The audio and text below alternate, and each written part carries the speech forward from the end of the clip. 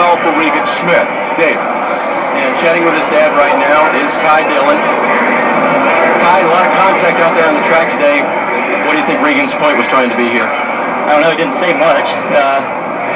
So he's going to wreck me, but we'll see. I hate that for his guys, but it's a mistake on my fault. Honestly, I was going to talk to him about it, but I guess he didn't want to talk. So if he wants to do that, meet him in the best line, we'll handle it. I'm not afraid.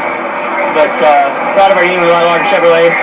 Nick and the boys did a good job. I just made two real big mistakes, and I took full blame for it. But you're gonna come down here picking a fight. It's a different game. I'll get whatever you want. Describe what you were trying to do on that restart, Ty. I got a good run on Boris. But that was the second one. I got a good run.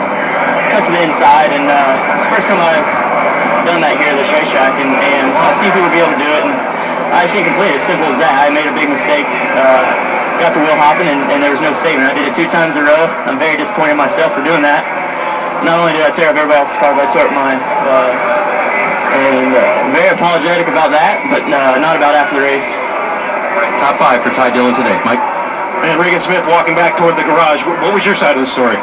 Well, I got dumped in turn 1. It was pretty plain and simple, and I don't think I'm the only one that he dumped today, so it's disappointing for Tax Slayer, all the guys at Junior Motorsports that work really hard on these race cars. I guarantee you, I might have lost the championship today, but he sure as hell did too. There's 0 chance that 3 car wins this championship, and we'll make sure of it.